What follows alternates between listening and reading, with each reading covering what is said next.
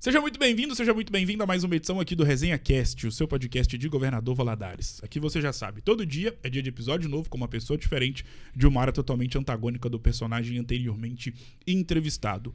E hoje, justamente no dia que eu completo 7 anos de formação acadêmica no jornalismo, tenho a honra de poder imortalizar o enredo de quem foi uma das minhas grandes inspirações para estar fazendo jornalismo e, consequentemente, me formar na faculdade de jornalismo na Univale. Claro que eu falo dele, Hélio Aguiar Júnior, que me dá a honra da sua inestimável presença aqui no podcast Eternizador de Histórias. De São Paulo para Governador Valadares, aqui no Resenha Cast. Aguiar, primeiramente, seja muito bem-vindo. É uma honra do tamanho da sua história poder te receber. Obrigado por ter aceitado o convite. Bom dia, boa tarde ou boa noite, depende do horário que vai estar nos acompanhando. Seja muito bem-vindo. Valeu, Gustavo. Obrigado. Em vez de falar bom dia, boa tarde, boa noite, sejam todos muito bem-vindos a esse bate-papo gostoso. Só a abertura e o preâmbulo assim, já me aumenta a responsabilidade, né? Mas obrigado pelo convite, de coração, com carinho, que eu tô aqui. Conheço o Gustavo, não é de hoje. Eu não posso falar que eu peguei no colo, porque sempre foi muito grandão, mas... Quase isso. Conheço a família toda. Obrigado pelo convite e vamos bater um papo gostoso aqui. Tamo junto, Aguiar. E pra começar nosso bate-papo, eu costumo dizer que quando eu era pequeno, quando eu te conheci ali no início dos anos 2000, eu me recordo que eu já era... Não vou falar muito de ano, não, senão... Eu sempre fui uma criança muito ligada aos veículos de comunicação. Televisão nem se fala. Rádio, por incrível que pareça. Eu via muito Rádio Globo, por exemplo. Jornal impresso, muito por conta, né, do incentivo que o meu pai sempre me dava para poder ler. Revistas, enfim. E eu me recordo, Aguiar, que nessa época eu não lembro de ver nesses veículos de comunicação o assunto saúde mental ser debatido. Eu costumo dizer que parece que teve que vir o advento nefasto da pandemia para fazer com que toda a humanidade pudesse se alertar em relação aos cuidados com a mente. Haja vista que nos tempos atuais nós temos visto aí o corpo, a abrangência que profissionais que cuidam da mente ganharam, muito por conta, depois, claro, da pandemia. Me refiro a psicólogos, médicos psiquiatras, terapeutas, enfim. Feito essa introdução, como você tá? Como tá a sua cabeça? Como é que tem sido este ano de 2025 para a sua vida? Você sabe, assim, que pra gente que trabalha com jornalismo, principalmente jornalismo policial, que é o que eu estou fazendo atualmente, né, na Record em São Paulo, você tem que ter uma família sólida e muitos amigos para te darem apoio diário. A gente está todo dia trabalhando com polícia, com questões que envolvem família, principalmente crianças, sim, adolescentes. Então você tem que ter uma preocupação de tentar separar o máximo que você pode. E como você falou, assim, com a pandemia parece que a coisa meio que escancarou os problemas psicológicos, né? Pós-pandemia. Parece que a pandemia veio para dividir a humanidade em dois momentos, como sempre acontece, sim, numa pandemia, né? Tecnologia avança, basta a gente ver o que acontece hoje nas emissoras de televisão, né? A gente faz hoje na televisão o que há 10 anos a gente jamais pensaria em fazer. Trabalhar de casa, fazer entrevistas ao vivo via internet, gravar entrevistas via internet, a qualidade não é a mesma da presencial. Mas eu penso assim, que a pandemia veio para dividir a gente em duas fases, em duas etapas, em dois momentos da vida. E a questão psicológica, a gente tem que tentar todos os dias separar os problemas, porque senão a gente meio que pira mesmo. Porque a gente acaba se envolvendo com o problema do outro. Não tem jeito de não se envolver com o problema alheio. Né? Até para poder você fazer uma reportagem interessante, cheia de informações, até para impactar quem está em casa, de alguma forma, você tem que se envolver, não tem jeito. E é mais ou menos isso, assim. E isso despontou de forma gigantesca o trabalho de psicólogos, de psiquiatras, psicoterapeutas, psicopedagogos, porque a criançada meio que deu um bug, assim, sabe aquele bug do milênio de 2000 que aconteceria e não aconteceu? A adolescência e a criança, e até os adultos também. Eu conheço muitos amigos, eu tenho muitos amigos em São Paulo que não conseguiram voltar ao trabalho, que fazem até hoje o trabalho de casa, que não conseguem se relacionar olhando o olho no olho mais. E aí sabe assim, acho que foi aquele start, aquele botãozinho que muitos tinham pausado. Sim. A pandemia veio e deu o stop, né? Assim, o stop parou, e aí quando passou a pandemia, deu o start de novo, e aí só que deu start de uma forma diferente. Eu penso que é mais ou menos por aí, assim. A gente precisa repensar, reavaliar e tentar dividir, cara. Mas não é fácil, não, meu. Tem dia que a coisa é complicada. Imagino. Qual que foi o grande legado que a pandemia deixou na sua vida? Eu acho que a aproximação com o meu filho, muito, com a família de forma geral, né? E eu acredito que você dá um pouquinho mais de valor aos amigos também, sabe, Gustavo? Assim, as amizades, porque durante um certo tempo era cada um por si. Sim. É claro que isso não abrange todo mundo, né? Cada pessoa recebeu isso, né, e processou isso de uma forma diferente, que é muito pessoal isso. Mas no meu caso específico, me aproximou muito do meu filho, bastante, né? Tá com 17 anos agora, tá maior do que eu, gigantão. E dos amigos, assim, que me ajudaram muito no período da pandemia. E no período da pandemia eu morava sozinho em São Paulo, né? Eu fiquei quase 2 anos morando sozinho em São Paulo antes da TV me transferir em definitivo para São Paulo. Então o que eu tinha? Eu tinha os meus amigos próximos, que nem era tanto tempo, porque eu não podia ficar tanto tempo na televisão, né? Por conta da pandemia a gente tinha uma regra de que chegou, fechou a reportagem e vai embora, para não ficar muito tempo transitando ali dentro da emissora. Então é isso, assim, o legado que a pandemia me deixou foi união, respeito e reconhecimento às pessoas que estão do seu lado para poder te ajudar e como parceiras mesmo. Como era o Aguiar Júnior nos tempos de escola, lá em Ipanema? Cara, eu era bagunceiro, viu? Cara, Gostei da sinceridade. Rapaz. Eu passei a minha infância toda numa cidadezinha chamada Conceição de Ipanema, né? Que consegue ser menor do que Ipanema. Ipanema não é uma cidade tão pequena assim também, né? É uma cidade de pequeno para médio porte. Mas a minha infância, até os meus 13, 14 anos, eu morei numa cidade chamada Conceição de Ipanema. Cidade realmente pequenininha, vizinha a Ipanema. Então, tanto é que 80% dos meus amigos, das minhas amizades são de Conceição de Ipanema, né? Eu tenho muitos amigos em Ipanema, na minha infância, mas a maioria mesmo é de Conceição de Ipanema. E aí, cara, assim, é aquele adolescente, aquela criança de que pulava o muro da escola para poder ficar ouvindo rádio. Uau. À noite, eu estudava à noite, né? E morava quase que em frente ao colégio. Também não tinha como morar muito longe do colégio, porque a cidade é bem pequenininha, tudo muito em volta da igreja ou da escola, né?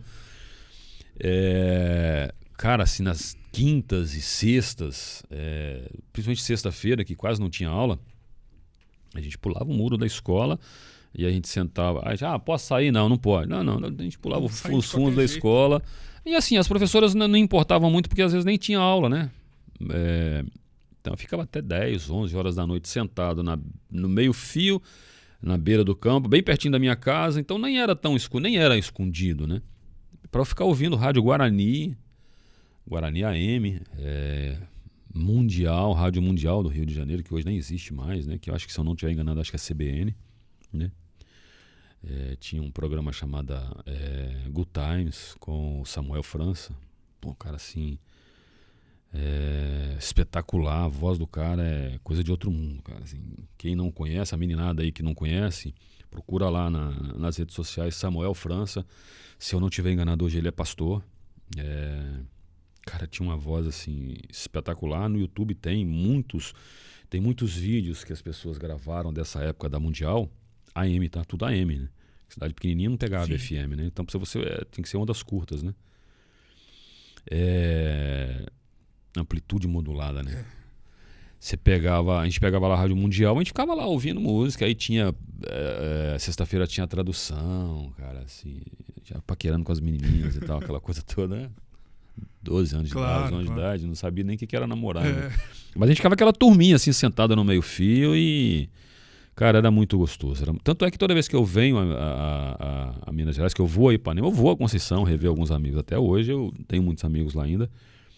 A gente está tentando programar agora um encontro. Vamos ver se vai dar certo. Vai dar certo, se Deus quiser. Em relação ao tempo de escola, ele é muito nostálgico, porque ele carrega consigo inúmeras lembranças inesquecíveis. Até pelo fato de que o tempo de escola, ele é um dos tempos da nossa vida que ele não vai voltar mais. Qual que é a grande lembrança que você tem dos tempos de escola? Aquele tipo de lembrança que quando você vai na cidade onde você estudou, quando você passa em frente à escola, se é que ela existe ainda, não sei, você lembra de um dia, de uma conversa com o professor ou de alguma brincadeira com os amigos, enfim, uma lembrança inesquecível quando você passa em frente a essa escola que você estudou. Então, a gente tem muitas lembranças, né, assim, da infância. Quando o período de infância é um período gostoso, como no meu caso foi, são muitas lembranças que ficam. Tem essa questão de você ficar sentado, e eu passo, e a escola está lá ainda, né? Que legal. E o campo de futebol fica bem em frente à escola, e eu morava em frente ao campo. Então, assim, meu pai era comandante de destacamento, então eu morava no quartel, embaixo era uma casa de 2 andares, embaixo da casa era o quartel, e a gente morava na casa de cima. Então a minha vida era escola, estava de manhã, no início, né, quando eu era criança, estava de manhã, 11 horas da manhã eu estava em casa, almoçava, 1h30, 2 horas eu estava no campo jogando futebol, brincando com a minha turma. E aí veio a adolescência, eu passei a estudar à noite, então eu passava o dia, de manhã às vezes eu fazia o dever de casa, quando a minha mãe apertava muito. Nunca fui um cara muito estudioso, oh meu Deus. Mas enfim. De manhã fazia o dever de casa, aí vinha o almoço, à tarde futebol, a peladinha, que na Bahia a gente chama de baba, né? Sim. E 5 horas em casa, tomar um banho e 6 horas na escola.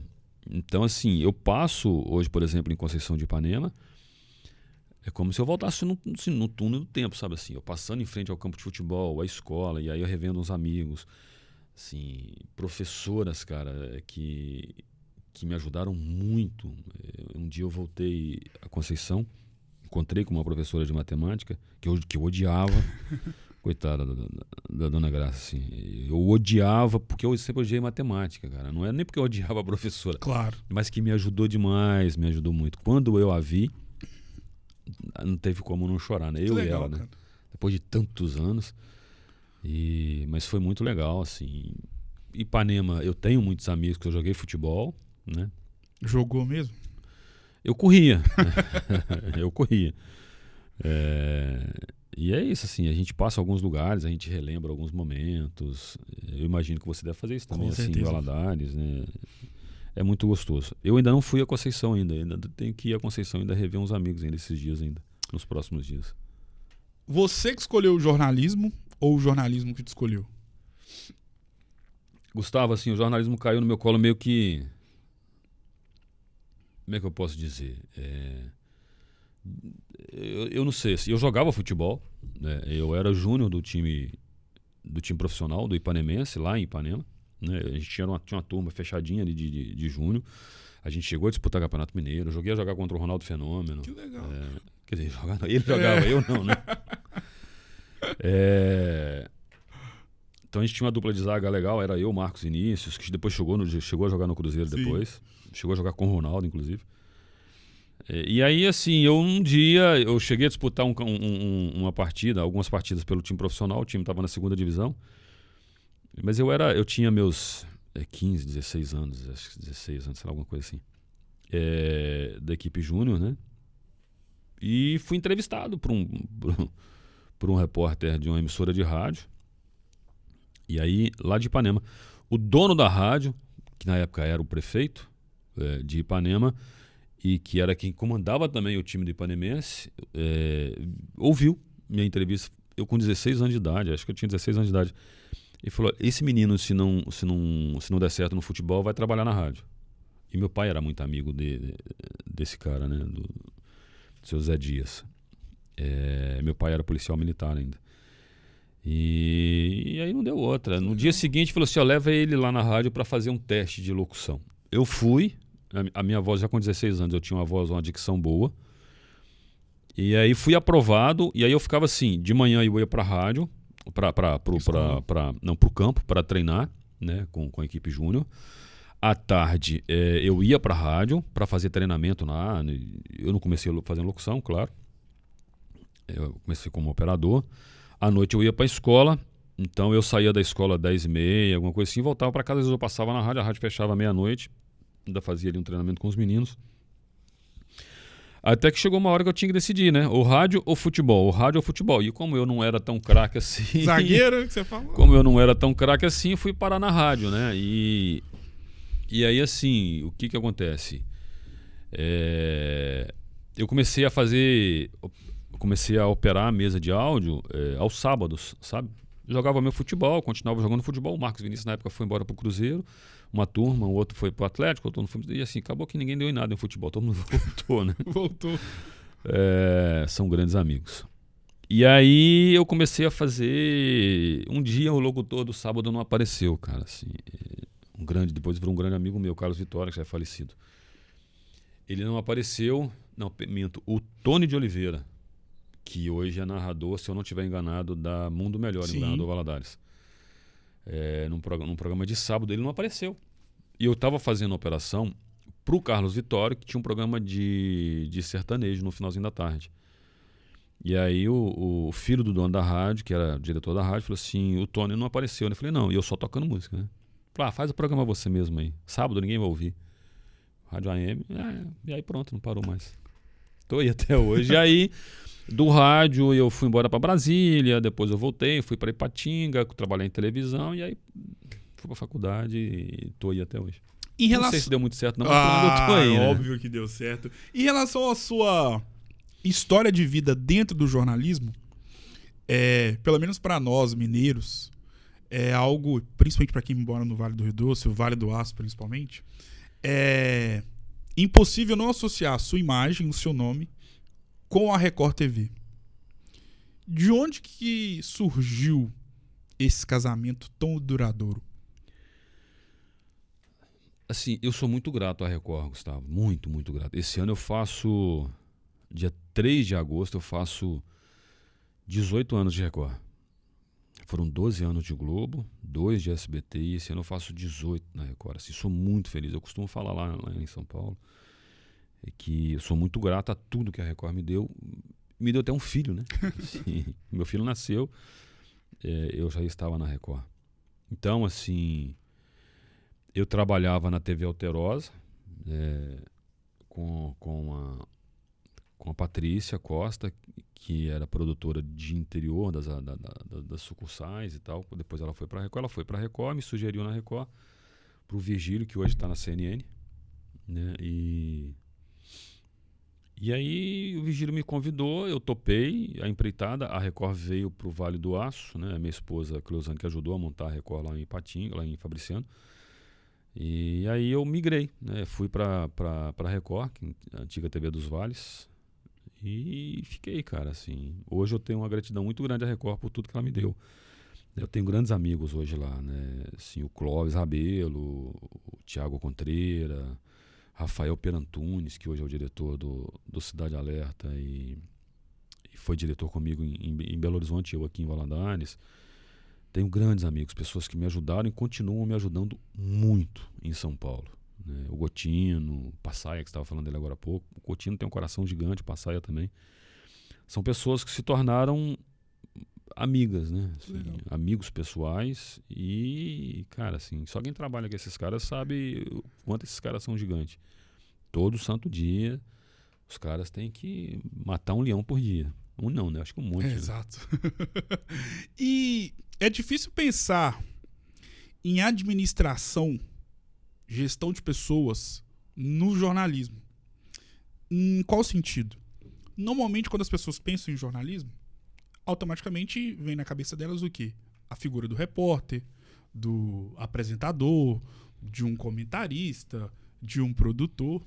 Mas existe uma figura que fica por trás das câmeras que auxilia e faz de fato essa gestão da equipe. E antes da gente poder ver você um pouco mais, podemos dizer assim, mais vezes em São Paulo, reportando, talvez muita gente não conheceu a versão Aguiar Júnior enquanto diretor de jornalismo da TV Leste Record. E em relação a essa passagem na sua vida, o quanto que isso contribuiu não só para a história de vida do Aguiar profissional, mas também do Aguiar Júnior, ser humano, pai, marido?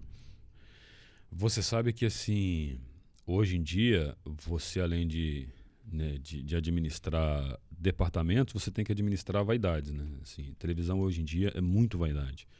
É lógico que não é todo mundo. Eu não posso aqui generalizar que todas as pessoas que trabalham em televisão são vaidosas. Claro, cada um tem a sua vaidade e isso é do ser humano, né? Isso é fato. Mas, assim, a TV Leste, né, o tempo que eu fiquei como gestor no departamento de jornalismo da TV Leste, me ensinou muita coisa. Me ensinou a lidar com as pessoas, a respeitar os limites das pessoas, a respeitar a curiosidade das pessoas, porque cada um tem um limite de curiosidade e de tudo, a respeitar até mesmo a sabedoria de cada um. Né? As pessoas sabem e aprendem de forma diferente. Então a gente precisa respeitar tudo isso. Então, assim, esse período na TV Leste me ensinou muita coisa.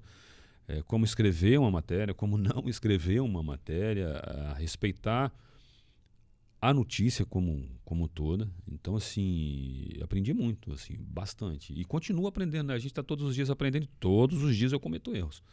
E não são poucos, não. Muitos erros. E é com os erros que você aprende. Ninguém aprende com sabendo de tudo. Aliás, nem sabe de tudo, né? Então, eu aprendo todo santo dia e todo santo dia eu cometo erros. E é assim que a gente vai aprendendo, tocando um dia, outro dia, outro dia. Foi muito bom, assim. Foi um período gostoso, esse período de gestor na TV Leste. E tem sido melhor ainda em São Paulo, porque eu tenho aprendido muita coisa. Eu costumo dizer que, assim, se eu tivesse que sair hoje da Record e trabalhar no interior de novo, numa outra emissora como gestor novamente, eu acredito que eu faria tudo diferente do que eu fiz antes. Algumas coisas talvez eu repetisse, mas a maioria eu acho que eu iria fazer diferente. Porque a gente amadurece, né? Sim. Com os próprios erros, inclusive. Sobre uma outra vertente existente e latente na sua vida enquanto profissional, e também da sua excelentíssima esposa, a Cleuzane, é a face do Aguiar Júnior de ter a capacidade de encontrar novos talentos. E durante a sua passagem aqui na TV Leste, foi algo muito marcante. Eu acompanhando de longe, depois já dentro da empresa, depois de fora acompanhando também. Esse olhar clínico que você possui até os dias atuais, obviamente, juntamente com a Cleuzane também, de poder pensar novos talentos. Haja vista que hoje em dia nós temos lá na Record TV em São Paulo o Marcos Guimarães, o próprio Natan, que formou comigo também. Enfim, de onde você acha que veio essa percepção e esse poder de ter essa visão para encontrar novos talentos? Você sabe, Gustavo, assim, as pessoas demonstram interesse, né? Eu acredito que a primeira coisa que, assim, pelo menos eu observo é o interesse de cada um. Porque uma coisa é você demonstrar interesse e não querer se dedicar àquilo que você quer fazer. Não adianta. Então, se você quiser fazer e não se dedicar, não sou eu que vou te empurrar. Sim. Então, a pessoa ela tem que ter interesse e tem que se dedicar. Pô, eu quero ser repórter de São Paulo, sei lá, de qualquer lugar, eu quero fazer medicina, eu quero fazer odontologia, eu quero ser advogado, quero ser o melhor advogado do Brasil. Mas não adianta eu querer ser o melhor repórter do Brasil, o melhor advogado do Brasil, se eu não me dedicar a estudar, se eu não perguntar, se eu não aceitar uma crítica, uma observação. E a gente observa isso muito nas pessoas. A Cleuzane tem esse olhar clínico muito mais do que eu, muito maior do que eu. Ela bate o olho, ela fala assim, vai dar certo. Não vai dar certo. E a gente também erra. Né? Pode ser que eu fale assim, não vai dar certo e seja um grande profissional. Sim. Ninguém é perfeito e ninguém é capaz de acertar todas as vezes. Mas é mais ou menos por aí, assim, se você quer e você demonstra que tem interesse e quer aprender, pergunta, errou, recebeu uma observação, aceitou, absorveu, porque tem gente que não gosta, né? Tem gente que erra uma passagem, por exemplo, o cinegrafista fala, faz assim. Não, eu sou repórter. Eu sei mais do que você. Não existe isso. A gente está ali numa equipe na rua, a gente está aprendendo um com o outro. Sempre foi assim e sempre vai ser assim. O que eu sempre passei para a equipe que trabalhou comigo é o seguinte, principalmente repórter. Quem aparece no vídeo tem uma vaidade assim, gigante. E é todo mundo, é do ser humano, Sim. sabe assim? Não é uma crítica destrutiva, não. É de todos nós, isso tá na gente. Se eu mandar um cinegrafista sozinho para a rua, ele me traz uma reportagem. Se eu mandar um repórter sozinho para a rua, ele não me traz. Hoje você faz alguma coisa porque assim, mudou muito a tecnologia. Mas é mais ou menos assim, o cara traz para mim lá várias imagens em entrevista, eu fecho o texto, alguém grava a passagem e pronto. Assim, quem aparece no vídeo tem que entender isso. Então a Cleusane tem um olhar clínico, assim, sabe? Ela bate o olho, ela sabe se vai dar certo ou não. E muitas vezes a gente observa isso. Qual que é o interesse da pessoa? Ela quer, mas ela tem interesse? Ela pergunta, sabe assim? Ela escreveu alguma coisa errada, você corrigiu, ela aceitou essa correção? Ela sabe assim? Tem gente que não gosta. E aí não adianta também você insistir, porque não adianta eu querer ajudar, não vou nem dizer ensinar, porque eu estou aprendendo também. Você querer ajudar o pouco que você sabe, se a pessoa não quer absorver, ou a pessoa não gosta de receber nenhuma observação. Qual que é a principal característica que um líder precisa ter dentro de uma empresa jornalística? Ouvir sempre. Sabe assim, eu aprendi isso com o tempo. Nenhum líder chega a lugar nenhum se não souber ouvir. Ouvir, discutir, absorver e aí depois ele tomar as decisões. Porque se você não souber ouvir, você não vai saber dar uma ordem, tomar uma decisão. Porque às vezes eu vou receber uma informação ou eu vou ouvir o que você tem para mim e aí baseado no que você tem para mim eu vou tomar uma decisão. Eu posso não concordar com você e não tomar a decisão que você quer que eu tome, mas eu preciso ouvir. Porque talvez assim, o que está chegando para mim é mais importante do que o que eu sei. Então, para ser um bom líder, eu acho que a primeira coisa que o cara tem que fazer é aprender a ouvir. Você é um profissional moderno e atual no seguinte aspecto. Nós conseguimos imaginar, até porque nós já vimos, o Aguiar apresentando um balanço geral da vida. Ou um jornal que possui ali um contexto mais sério, como um jornal de notícias à noite. Ou o Aguiar Júnior, obviamente, fazendo uma matéria, sendo repórter. Ou o Aguiar dirigindo uma equipe. E essas versões que eu acabei de citar, em todas elas você esteve presente. O quanto que essa versatilidade de funções te auxilia ou já te auxiliou dentro da sua carreira de jornalismo? Auxilia todos os dias, Gustavo. Todo santo dia. Você passar por todos os setores de um departamento de jornalismo é absorver conhecimento. E aí eu volto a dizer naquela questão que eu acabei de falar, de ouvir. Então, para você ir para frente de uma câmera para apresentar um jornal, se você não conseguir ouvir bem quem está nas suas costas te auxiliando, né, seja o diretor de TV, seja o editor do jornal, você pode passar uma informação meio truncada, né?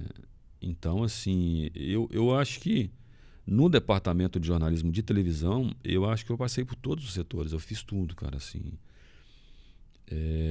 Até cinegrafia, até filmador, cinegrafista não, porque eu acho que para ser repórter cinematográfico é um grau muito acima do que eu posso imaginar.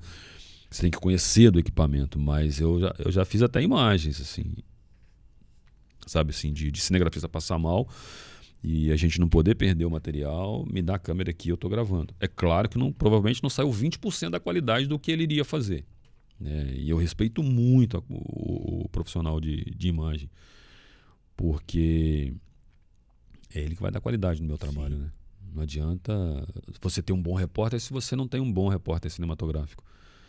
Então eu acredito que a melhor matéria começa num bom repórter cinematográfico, na visão, no olhar do cinegrafista. Então, assim, eu já fiz tudo, assim, edição de imagens. Você trabalhou com a gente lá, às vezes eu sentava, eu ajudava na edição de imagens para poder, na correria do dia a dia. Então, assim, cara, sei lá, a gente tem que aprender de tudo, né? Você não pode ficar só num setor. Então, a apresentação, eu nem sei se eu sou um bom apresentador, mas eu tento passar a mensagem da melhor forma possível.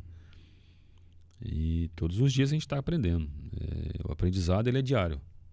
E saber ouvir é importantíssimo. Quando a gente pensa na figura de um jogador de futebol, automaticamente vem na cabeça, é claro que vem várias coisas, mas automaticamente, para a gente pensar que um jogador de futebol, o que ele precisa ter para obter sucesso na carreira, a gente está falando do patamar mais elevado, que são aqueles 5%, automaticamente a gente pensa que ele precisa ter qualidade técnica. A qualidade técnica que é essencial na figura de um jogador de futebol seria o texto bem feito na vida de um repórter? Com certeza. A pessoa que trabalha com jornalismo, se ela não tiver um texto legal, é um texto coeso, um texto claro, né? Porque eu penso o seguinte, principalmente em televisão. Em televisão, reportagem boa é aquela que você assiste a primeira vez e entendeu o caso. Não adianta terminar uma matéria e você falar assim, tá, mas e isso? E aquilo? Eu sou um crítico ferrenho, assim, sempre fui, cara, minha vida inteira, eu sempre fui um crítico muito, como é que eu poderia dizer, muito incisivo em relação às matérias de 1 minuto e 20, 1 minuto e 30. Eu entendo que cada jornal tem a sua caixa. Sim. Você tem Jornal Nacional, Jornal da Record, Jornal da Band. Os jornais, considerados os principais jornais das casas, sim, são jornais que precisam ganhar tempo. Né? Então você tem que exibir o máximo de reportagens possível para você ganhar tempo, para você conseguir abranger todos os assuntos que estão acontecendo naquele momento no Brasil e no mundo. Mas tem assuntos que não cabem em 1 minuto e 20. Sabe assim? E é claro que não são todas as reportagens do jornal. Né? É claro, isso é evidente. Mas eu acho que assim, 2 minutos de reportagem eu acho que seria um tamanho legal. Mas aí você pega uma matéria de 1 minuto e 20, termina a matéria e você fala assim, e agora? Né? Então, se você tem um texto bom, claro, coeso, que a pessoa assistiu e entendeu, passou a informação. Esse profissional é um cara que consegue. E nem é todo dia que a gente consegue fazer isso. Tem dia que não dá, cara. Tem dia que você não está num dia legal. A gente é ser humano. Tem dia que você não consegue escrever um texto legal. E aí você depende da ajuda do editor de texto, do cinegrafista. O cinegrafista é importantíssimo. Para mim sempre foi. Na concepção de uma reportagem. E eu sempre falei assim, Gustavo, com o cinegrafista, estou fazendo uma entrevista. Se você sentiu a necessidade de alguma pergunta que eu não fiz, faça. Ah, mas tem repórter que não gosta. Falei, cara, tem repórter que não gosta. O dia que você estiver trabalhando com esse repórter, você não faz. Comigo, faça. Porque se eu estou fazendo uma entrevista, às vezes eu faço uma entrevista de meia hora e a pergunta mais importante eu não fiz. Você tem ela, faz. E já aconteceu muito, Gustavo. Dele fazer e eu usar a pergunta dele não a meia hora que eu fiz. Sim. Sabe? Cara, a gente está ali, a gente é uma equipe, a gente é uma família. A gente é uma equipe ali que é um ajudando o outro. Sim.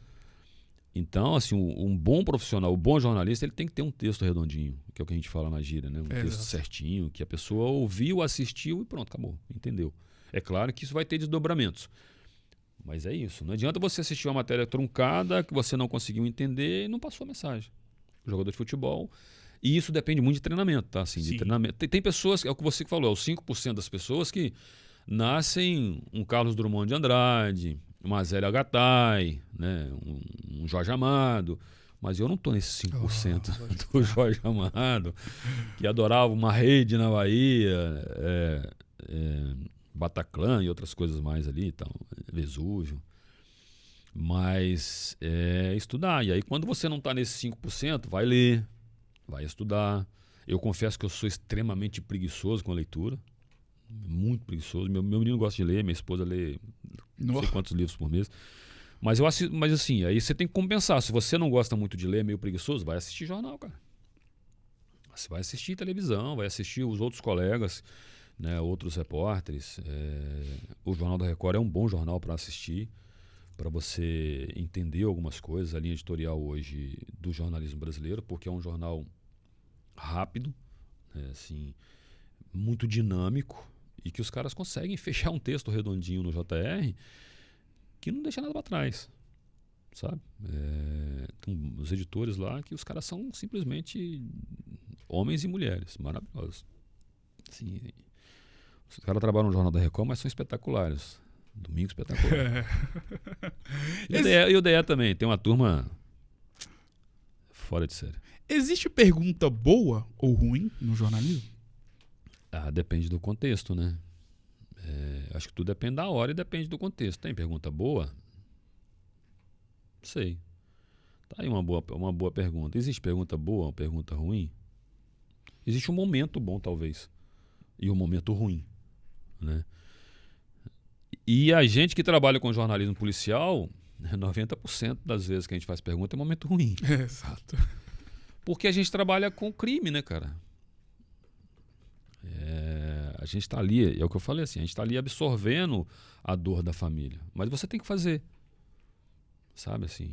E já aconteceu de depois do jornal a gente chorar junto, a equipe toda chorar junto com a família. Deve ter... Bom, recentemente eu fui pro interior lá para fazer uma reportagem de um caso de 2 crianças assassinadas com a mãe. Né, assim, o tio matou a cunhada, os 2 filhos da cunhada e feriu o outro filho adolescente de 15 anos, que seriam sobrinhos dele, né? Enfim, a história é meio longa. E me deu bug, cara, assim, eu não consegui escrever. Você às vezes, você tem dia que você não tá legal psicologicamente, né? E você só pensa na sua família, você só pensa no seu filho. E aí eu contei, o que eu falei assim, a parceria da equipe. Eu contei muito com a editora de texto e com a equipe que estava comigo. Me ajudaram muito. Mas assim, eu não conseguia sair da primeira frase. Só me vinha à cabeça o meu filho. Tem dia que você não está num dia legal. E aí assim, existe a pergunta boa, a pergunta ruim? Eu não sei, eu acho que talvez exista um momento ruim, mas que você tem que passar por ele. Dentro do jornalismo policial, que é o que você está mais habituado a estar inserido, recentemente eu vi uma discussão voltada para a questão do sensacionalismo no jornalismo policial. E nós sabemos que é uma linha muito tênue, né, em relação à questão de quando você está fazendo uma matéria, por exemplo, como essa mesmo que você acabou de citar, para ser algo bem pensado, uma matéria onde possa elucidar o caso para quem vai estar acompanhando depois no jornal, para passar para a linha do sensacionalismo. E nós sabemos que existem muitas pessoas que são críticas em relação à questão de uma cobertura jornalística, principalmente voltada para uma matéria onde ali exista uma série de acontecimentos trágicos, como nesse caso aí, por exemplo, que você citou brevemente. Enfim, como tentar não passar dessa linha de fazer uma boa reportagem que possa elucidar a população, mas ao mesmo tempo não cair na vala do sensacionalismo? É muito difícil, Gustavo, assim, você conseguir separar essas coisas. A gente tenta fazer isso diariamente, separar, mas é muito difícil. Assim, a Record, por exemplo, hoje, tanto Cidade Alerta quanto o Balanço Geral, o que a gente faz hoje nesses jornais é auxiliar as famílias, cara, assim, é fazer uma coisa que o Estado muitas vezes não faz. E aí acaba sendo enxergado em algum momento, acaba sendo visto em algumas situações como sensacionalismo. Só que se a gente abandonar aquela família, se a gente não ajudar, não auxiliar aquela família, que a gente está ali todos os dias macetando, como diria o Mauro Tramonte, a família vai ficar sozinha. Sabe assim... hoje eu posso falar isso porque eu estou lá, vejo e convivo com isso todos os dias, assim, sabe assim, com a Claudinha, que é do Balanço Geral da Tarde, com o Per Antunes, que está no Cidade Alerta, o Passaia, o Guastelli, o Lombardi, o Gotino, sabe, essas pessoas com quem a gente está convivendo todos os dias. E eu vejo isso, assim, meio que se você não está ali todos os dias macetando e cobrando uma solução, que aí as pessoas passam a pensar assim, olha o sensacionalismo que a emissora está fazendo. Poxa, de novo esse assunto. Pô, já não tem mais o que falar desse assunto. E aí você está sempre achando um pedacinho de linha, alguma coisa diferente para você não deixar o assunto esfriar ou morrer, porque se a gente abandonar aquela família, vai ficar abandonado e o caso não vai ser solucionado. O que passa para as pessoas ser um sensacionalismo, na verdade não é, cara. É o não abandonar as pessoas que precisam do Estado. sabe assim, a gente vivencia isso todos os dias. A gente estava com um caso agora, tem um caso agora em São Paulo, né, que é o caso do empresário que foi encontrado morto lá em Interlagos, que se não fosse o Cidade Alerta, se não fosse o Balanço Geral, se não fosse o jornalismo, se não fosse a televisão, ia ser só mais um. Talvez a polícia fosse investigar, talvez sim, mas talvez não na proporção que acontece hoje. Eu estou citando o caso dele, mas são inúmeros casos. Claro. Todo santo dia tem 1, 2, 3 casos diferentes. A gente não dá conta de atender. Por que a gente não dá conta de atender? Porque o Estado é falho. E falha mesmo. O Estado não tem condições de atender todos os crimes. Sabe assim, no meu modo de ver, a gente precisaria de mudar muita coisa no país em termos de código de processo penal, lei de execuções penais. Mas quem sou eu? Não sou advogado. Assim, é apenas um ponto de vista de um leigo. Mas se não fossem as emissoras de TV com seus programas policiais, essas famílias ficariam à deriva. Talvez nunca tivessem resposta do crime. Então, assim, a gente atende ali a uma parcela pequena da população que precisa de ajuda. Mas ai dessas pessoas se não fossem as emissoras de televisão e seus programas policiais. Pelo fato de você já ter sido diretor de jornalismo e hoje é repórter e para sempre será, você tem muita propriedade para poder responder a seguinte indagação. Vale tudo pela audiência? Não. Não vale tudo. No meu ponto de vista, para mim existe um limite. Assim, se passar daquele limite, eu já tive embates com colegas por conta disso. Assim, eu preciso respeitar o meu colega. Porque muito mais respeitar o meu colega, eu preciso respeitar quem está em casa, me acompanhando e que gosta do meu trabalho. Então tudo tem limite. Eu acho que na vida tudo tem limite. Não vale qualquer coisa para a audiência. Para as emissoras talvez sim. Para as pessoas eu acredito que não. Tem que ter limite. E aí você precisa aprender a falar, olha, não, ali eu não vou, ali eu não piso. Pode esperar um pouquinho? Porque tem espaço para todo mundo. Claro. Qual que é a reportagem da sua vida? Cara, eu já fiz muita coisa que me marcou, sabe? Esse caso que eu citei agora recentemente é uma coisa recente, mas eu acompanhei, a família nem gosta muito que fala, mas assim, da Daniela Gomes, aqui no Governador Valadares, a Daniele, né? Sim, 97. Então, assim, quem achou, no momento que o corpo dela foi encontrado, eu estava com a polícia na época, eu e o saudoso Humberto Lemos, repórter cinematográfico, o Humberto que tropeçou no pé dela. A gente estava lá no Pico da Ibituruna, então são coisas que marcam, que ficam para sempre na vida da gente, sabe? Já vi muita coisa que a gente leva para sempre, assim. Tem coisas que a gente procura esquecer, a gente procura nem lembrar, mas esse caso desses meninos lá no interior, lá no litoral de São Paulo recente, ainda me marca muito ainda, quando eu lembro ainda. Porque a gente que tem filhos, né, cara, assim, machuca muita gente. Claro. Quando mexe com criança, né? Quando mexe com adulto, você ainda consegue levar e tal, porque é adulto. Mas quando envolve criança, principalmente crianças inocentes, né? Uma criança de 6, nossa, uma de 9, se não me falha a memória, e o adolescente de 15, com a mãe, e não sabiam nem o que estava acontecendo. Sabe, uma pessoa que a família absorveu, acolheu dentro de casa a fazer assim, depois ainda falar que não se arrependia. E eu acredito que o cara que faz isso, ele não se arrepende mesmo. Assim, aquela pergunta de repórter, você se arrepende do que você fez? Sabe, assim, é uma pergunta que eu acho que não deveria nem ser feita. Porque o cara que faz isso, você acha que ele vai se arrepender? Ah, me arrependi. Coisa nenhuma. Ah, Guiabo, então você não acredita na recuperação das pessoas? Eu acho que cada caso é um caso. Mas, em via de regra, acho pouco provável. O que o jornalismo representa para a sua história de vida? Hoje representa a minha vida, né? O jornalismo hoje, eu com os meus 53 anos, representa tudo na minha vida, né? Sem o jornalismo hoje, eu acho que eu não seria... eu nem sei. Mas hoje o jornalismo na minha vida é a minha vida. Eu respiro jornalismo 24 horas por dia.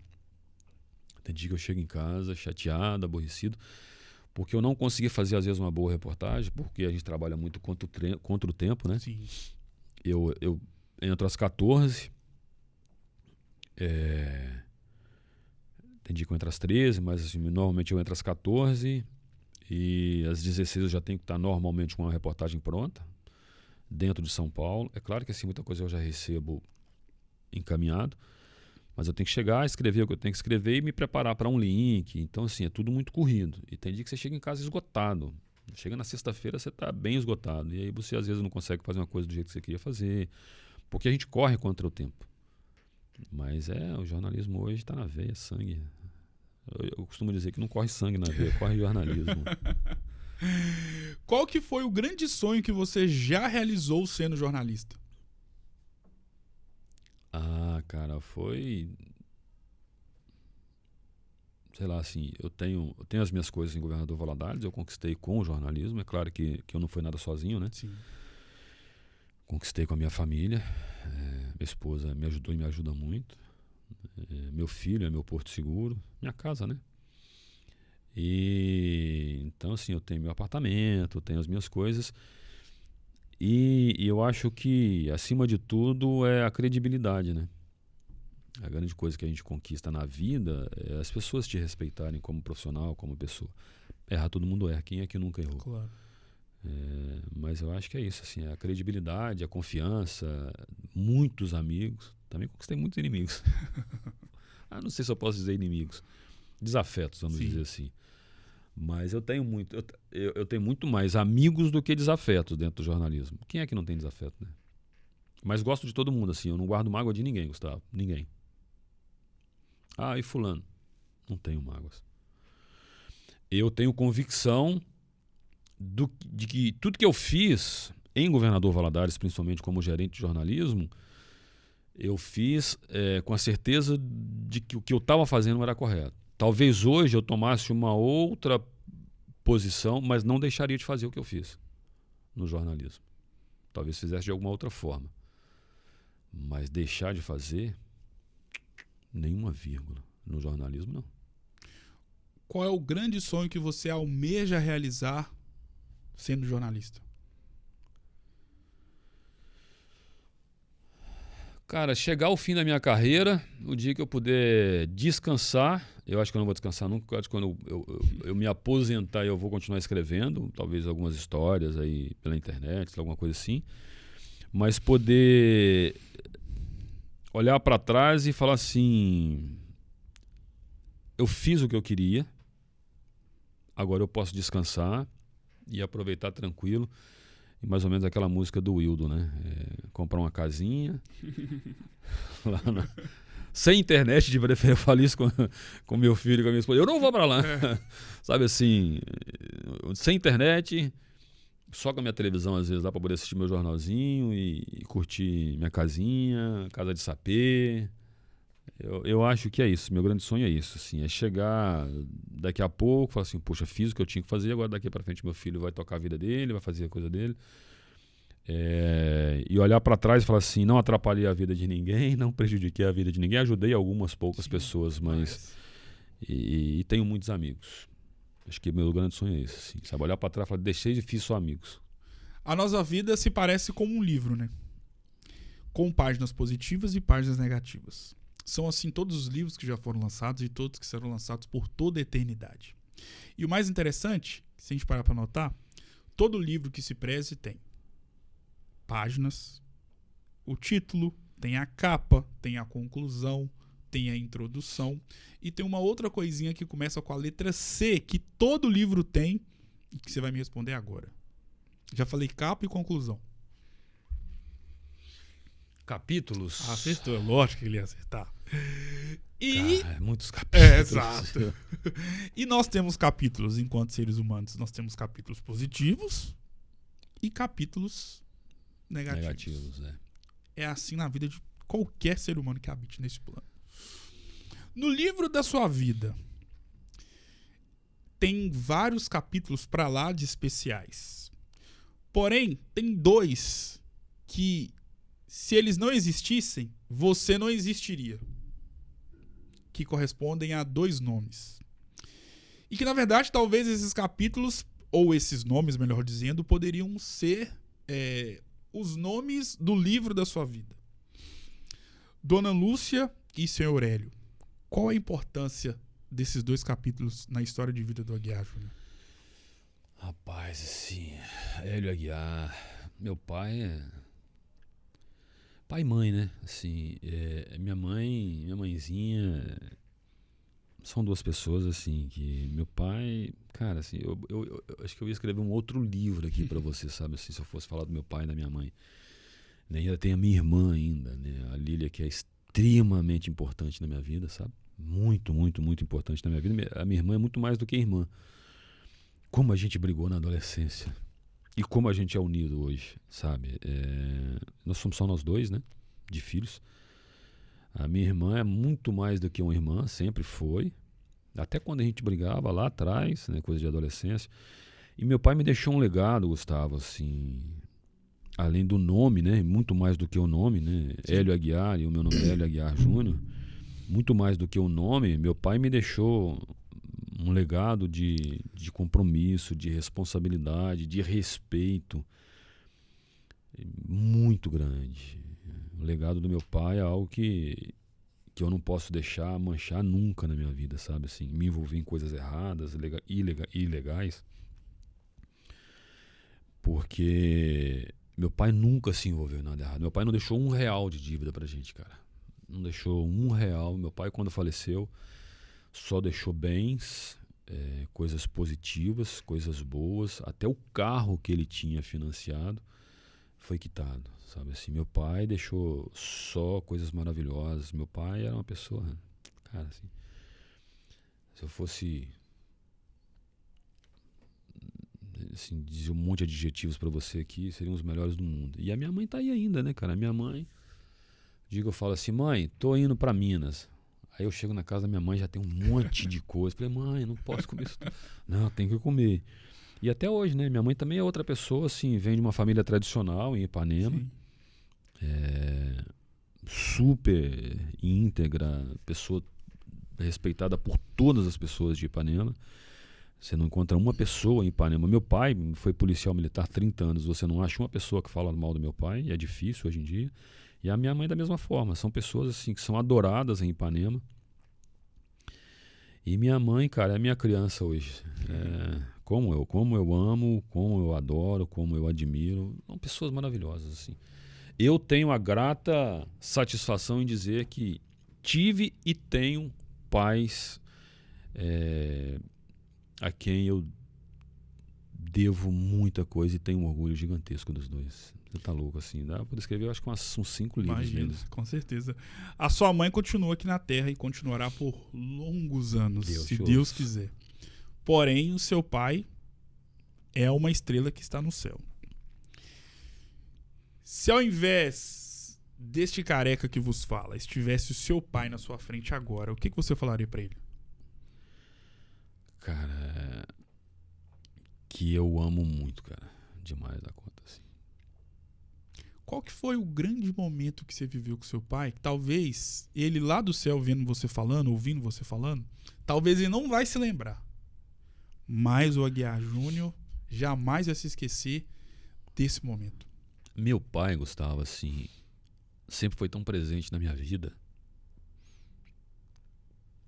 que, pra você ter uma ideia, assim, e a gente tinha tanto respeito pelo meu pai, e tem até hoje, claro, que eu passei minha infância em Conceição, como eu te falei, e meu pai foi policial militar, comandante de destacamento, e a gente tinha tanto respeito e carinho com meu pai, que às vezes eu precisava de fazer algum favor pra minha mãe, ele chegava na beira do campo, eu tava jogando bola com os meninos, ele não chamava. Às vezes um assovio do meu pai, eu sabia o que ele queria. Até hoje, assim, parece que eu ouço o assovio, sabe assim, bora pra casa tomar banho. Sua mãe tá te chamando, vai fazer alguma coisa pra sua mãe. Sabe assim, isso fica, cara, isso marca. Meu pai... Vivi muitos momentos com meu pai, sabe assim, férias, cara, escolares. A gente tinha um sítio em Ipanema e eu odiava ir pra roça, cara. Eu odiava ir pra roça. Pois porque assim, nas férias era o tempo que eu tinha, o tempo todo pra ficar dentro do campo jogando bola, o dia todo. Tinha que ir pra roça, tinha que sair de Conceição e ir pra Ipanema, pra zona rural, pra poder abrir porteira pro meu pai, cara. Pai tinha um fusquinha marrom. E aí primeiro que ele queria que eu fosse com ele, né? Que tivesse presente, Claro. né? Nas coisas que ele fazia, ele queria o filho sempre junto. E segundo que ele queria que eu abrisse a porteira para ele, né? Não era só porque ele queria estar presente, né? Tinha que ter alguém para abrir as porteiras para ele até chegar no nosso sítio. Então isso sempre marcou muito, né? E aí foi justamente na época que veio o filme de Menino da Porteira. Então isso assim, aí ele para me sacanear me dava uma moedinha. Toma uma moedinha pra você não ficar com raiva. Toma uma moedinha, 10 centavinhos. Cara, assim, meu pai meu pai me acompanhou no futebol. Meu pai chegou a ser diretor de futebol do time do Ipanemense por minha causa. Sabe, assim, queria que eu fosse PM, tá? Era o sonho dele, né? Não era o meu. Cheguei a fazer concurso da PM 3 vezes. Passei no curso CFO, não fui, foi a paixão dele. Que o curso na época era... Eu estava terminando meu 2º grau, eu já pude fazer o curso CFO, porque na época podia, hoje em dia você tem que ser advogado primeiro, Sim. né? Tem que ter a conclusão do curso de Direito, né? Então, assim... Mas nunca interferiu, sabe? Nunca interferiu. Ele queria que eu fosse, mas na verdade assim, não é que ele queria que eu fosse um policial militar.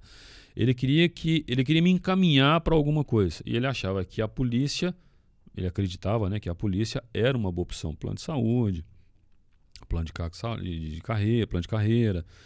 Então assim, eu fiz o CFO, a prova do CFO, passei e optei por não ir. Ele nunca brigou. Então assim, se eu tivesse seguido na época, hoje provavelmente seria um policial reformado já. Mas assim, então quando eu passei no curso do CFO e não fui, falei, pai, não quero, não é o que eu quero. Tudo bem, não é o que você quer. Eu sei que ele ficou chateado na época, mas ele nunca interferiu. Depois eu fiz mais 2 vezes com o curso prova da PM e também não quis. Tudo na mesma época, sabe? Assim, jogando futebol, trabalhando com rádio, fazendo prova, tudo na mesma época, tudo no mesmo período. Então assim, meu pai nunca interferiu. Olha, você vai fazer o que você quiser fazer, o que vai te fazer bem. Né? Então tudo isso marca pra gente. E o tal do ir pra roça, acho que eu não vou esquecer nunca da minha vida. Abrir porteira uns 10 centavos. Então vai um dinheirinho aí.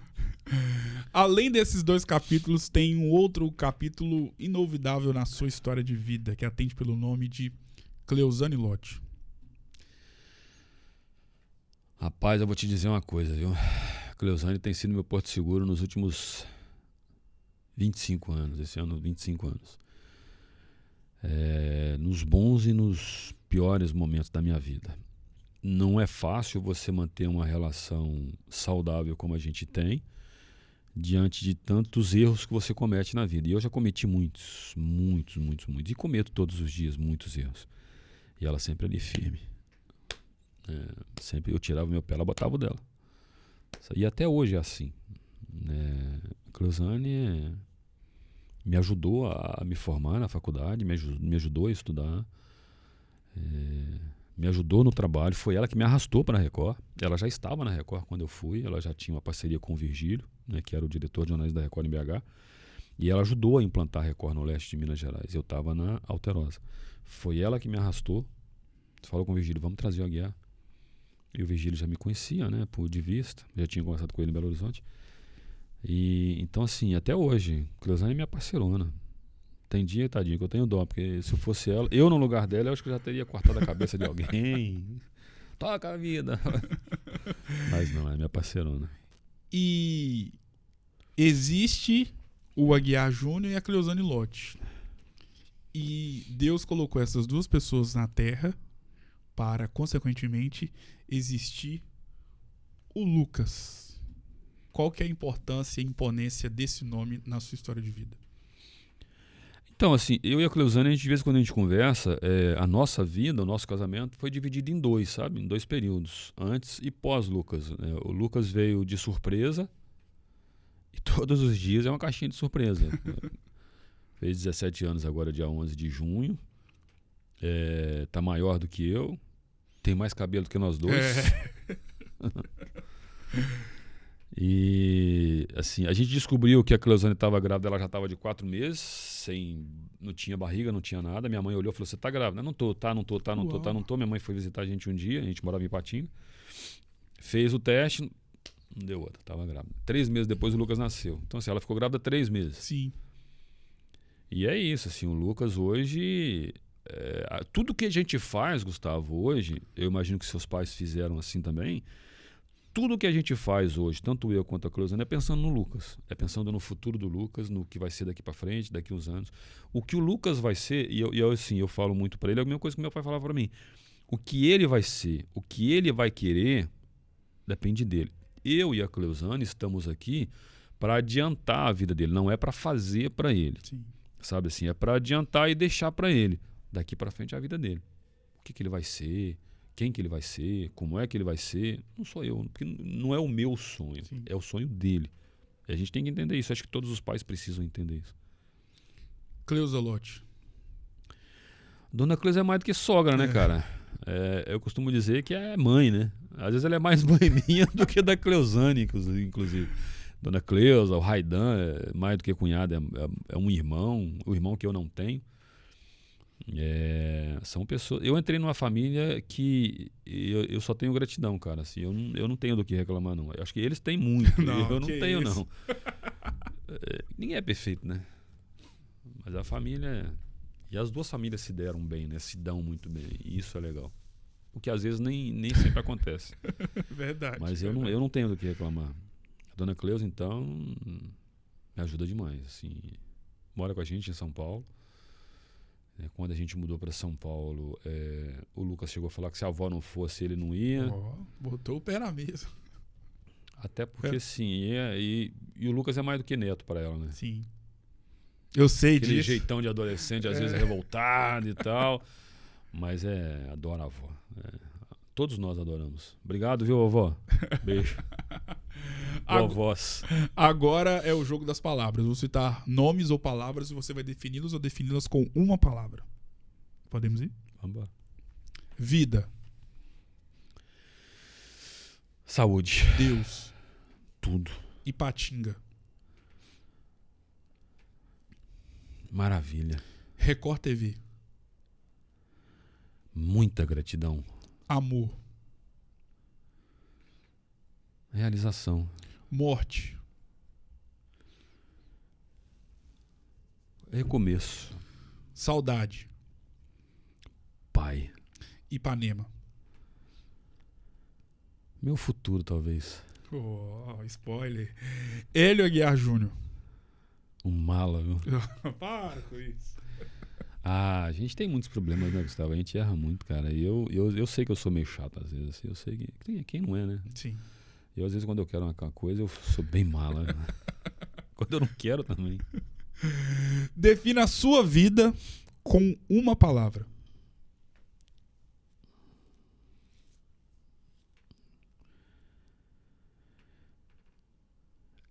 Gratidão, cara. Defina a sua história de vida com uma frase. Eu faria quase tudo de novo. Existem profissões onde há nomes que se transformam e se transformaram em marcas dentro dessa profissão. E o nome Hélio Aguiar Júnior, ele é uma marca no jornalismo, não só no jornalismo mineiro, mas no jornalismo nacional. Para o livro da vida do Aguiar Júnior. Como é saber disso?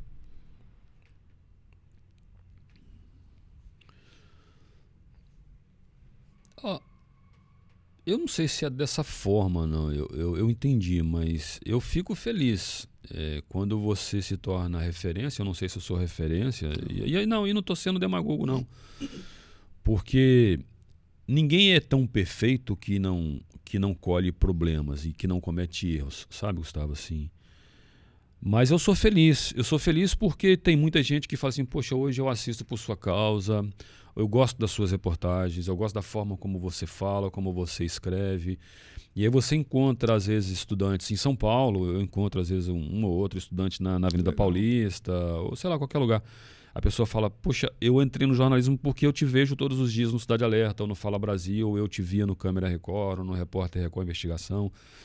Então, assim, você sabe que você está criando frutos, mas você também tem problemas, assim, sabe? Então, eu sou muito feliz porque eu acredito que eu tenho muito mais frutos do que, sabe, assim, do que coisas negativas. Mas é uma carreira que eu acredito que para mim, pelo menos para mim, é uma carreira de sucesso. Com certeza. Tem problemas? Claro que tem. Tem defeitos? Claro que tem. Tem erros? Um monte. Mas ninguém chega onde eu cheguei e faz o que eu faço, né, porque é algo que todo mundo não gosta. Ou porque, sabe assim, como eu falei, lá em São Paulo hoje eu fiz muito mais do que... Eu tenho muito mais do que chefes. Eu tenho muitos amigos. Seria injusto eu faltar algum nome aqui, mas assim, eu sou muito grato ao Clóvis, ao Danilo, sabe assim, ao Perantunes, cara. Rafael Perantunes, assim, é um cara gigante na minha vida. Tiago Contreira, que hoje está na direção do DE e do JR. O próprio Guerreiro, né, que é o diretor de jornalismo, né, o vice-presidente de jornalismo da Record. São pessoas que eu tenho certeza que eu posso contar. A Claudinha, que é a diretora do Balanço Geral da Tarde, o Mineiro, que é o diretor do Balanço Geral da Manhã. São pessoas assim que eu fiz muito mais do que colegas de trabalho. São pessoas hoje que eu posso falar assim, poxa, eu posso fazer isso, eu gostaria de fazer aquilo. Sabe assim, Gotino, como eu falei, o Passaia, o Edu Ribeiro, que é o presidente do JR, é o cara que tem um coração gigante, é um cara assim, tá pronto, sempre pronto para te ajudar, para tirar dúvidas. Então, se eu fosse fazer uma relação de nomes aqui, talvez eu esteja sendo injusto, deixando algum nome para trás. Aí você fala assim, o Guiá tá falando só da direção, tá puxando saco. Não, cara, e são pessoas que nem precisam de ninguém puxar saco.